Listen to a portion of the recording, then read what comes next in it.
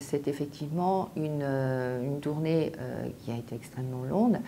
extrêmement importante dans le choix des partenaires qui nous indiquent le contenu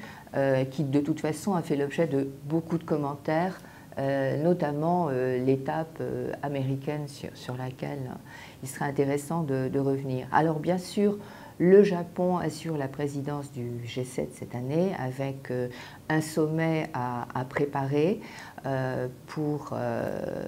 avec un agenda extrêmement, je dirais, substantiel, puisqu'on se trouve à la fois dans le contexte de la guerre en Ukraine, un événement que le Japon a mentionné dans beaucoup de déclarations et avec une certaine forme d'anxiété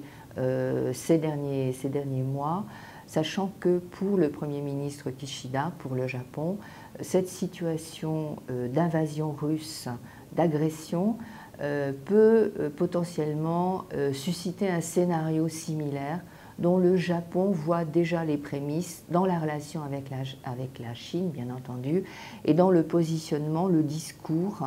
et les initiatives de plus en plus belliqueuses de la Chine vis-à-vis du détroit de Taïwan. Donc on est finalement au cœur des préoccupations de l'Indo-Pacifique, qui est cette relation à la Chine et qui est le positionnement du Japon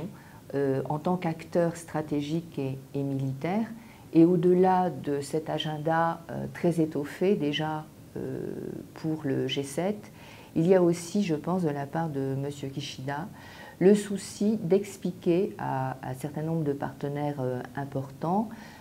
français, britanniques, italiens,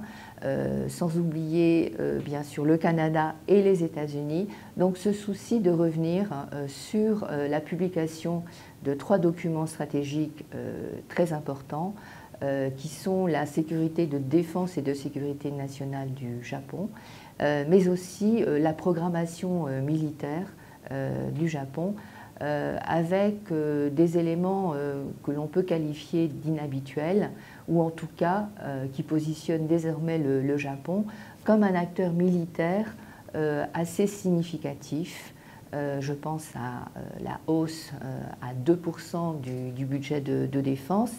mais surtout l'acquisition de capacités de contre-attaque, je le mets entre guillemets. C'est l'expression officielle qui revient dans toutes les déclarations du Japon, ce qui implique l'acquisition de missiles à très longue portée.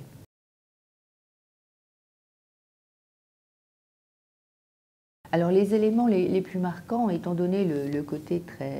très hybride de cette visite, qui est à la fois politique et stratégique, je m'attarderai effectivement sur le retour en termes de coopération de défense, sur les éléments concrets que l'on a pu observer au fur et à mesure de cette visite. Et donc il y a un accord par exemple sur le stationnement des forces militaires qui a été signé avec l'homologue britannique de M. Kishida,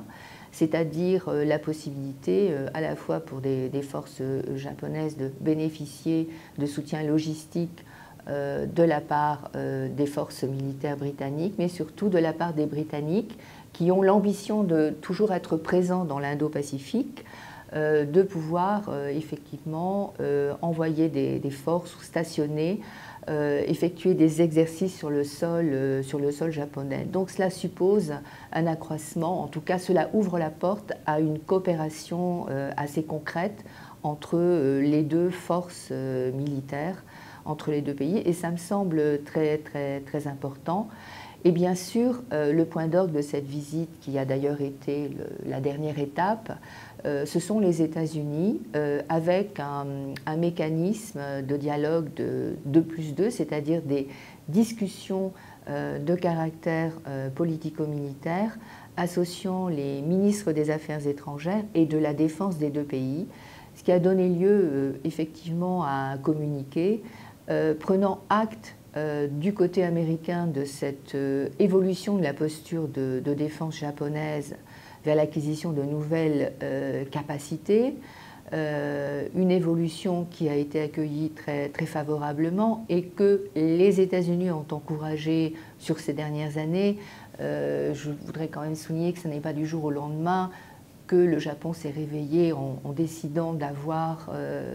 des ambitions militaires différentes et en tout cas de devenir plus crédible en tant qu'acteur stratégique. C'est quand même un long effort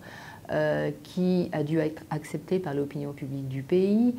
qui a dû composer avec une constitution, disons, pacifiste, dont l'article 9, qui est assez connu, postule le renoncement à l'usage de la force dans les relations internationales. Donc, tous ces éléments ont contraint cette politique de défense japonaise pendant des années, alors qu'aux portes du Japon, la Corée du Nord, la Chine et plus récemment d'ailleurs la Russie se montrent des voisins extrêmement agressifs qui poussent effectivement l'archipel à souhaiter acquérir des capacités plus crédibles. Donc par exemple l'acquisition de missiles Tomahawk, puisque en fin de compte les États-Unis ont accepté de fournir ces missiles de croisière au Japon, et peut-être l'élément le plus commenté de cette tournée internationale de M. Kishida, puisqu'il confirme en tout cas le Japon, je dirais, dans son statut de partenaire privilégié de la grande puissance américaine, ces missiles de croisière n'ayant été transférés jusqu'à présent qu'au Royaume-Uni, ce qui permet au Japon de faire mention de ce souhait, de cette ambition qui n'échappe à personne, qui voit qu'au sein de l'OTAN, finalement, la Grande-Bretagne est le partenaire qui veut apparaître comme étant le plus solide ou le plus proche des États-Unis. Eh bien, ce type de partenariat, c'est ce que le Japon ambitionne d'être dans l'Indo-Pacifique pour les États-Unis. Mais pour cela, effectivement, il faut que ces forces militaires s'intègrent davantage, travaillent sur cette intégration opérationnelle avec les forces américaines. Et les dernières dispositions contenues dans cette nouvelle stratégie de sécurité vont permettre cette évolution, sachant que les États-Unis, eux aussi, ont pris des initiatives assez significatives dans cet échange, dans le cadre de ce 2+2, puisque le positionnement d'un détachement de marine américain a été annoncé, ce qui effectivement est un message très net envoyé en direction de la Chine.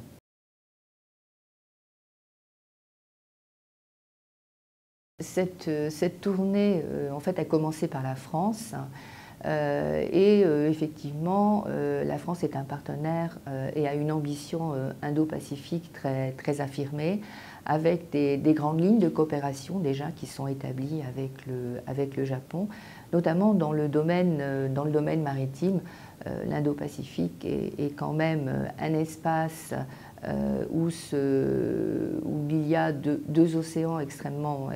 vastes, extrêmement importants, où la liberté de navigation est une préoccupation pour tous les États côtiers.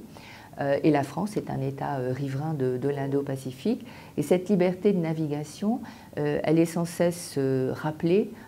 par à la fois le Japon et la France, et constitue un thème très significatif, en tout cas dans la coopération qui est mise en œuvre depuis un certain nombre d'années, notamment entre les marines des deux pays. Et cette liberté de navigation et cette composante maritime, elle est liée aussi quelque part à la sécurité environnementale, aux équilibres climatiques de la région, qui constitue aussi un thème extrêmement important, sachant qu'effectivement, il y a un impact très net du réchauffement climatique sur les océans, qui se traduit par la montée du niveau de la mer et qui est un élément d'anxiété pour un certain nombre de pays littoraux, dont les micro-États du Pacifique Sud, et que dès lors, des scénarios, je dirais, d'aide aux populations sont mis en œuvre. En ce sens, on comprend bien que la coopération ou l'accroissement de la coopération dans ce domaine assez global est au cœur des préoccupations de la France, qui souhaiterait avoir en le Japon un partenaire qui coopère, qui est peut-être plus présent dans ce domaine, dans la partie Océanie, qui paraît de façon globale assez négligée dans toutes les problématiques qui ont cours à l'Indo-Pacifique, qui ont tendance à se focaliser sur l'océan Indien, où le Japon, effectivement, et la France coopèrent. En Asie du Sud-Est, où là, c'est effectivement la thématique de la liberté de navigation, mais le Pacifique Sud, où la Chine se fait plus visible, plus présente,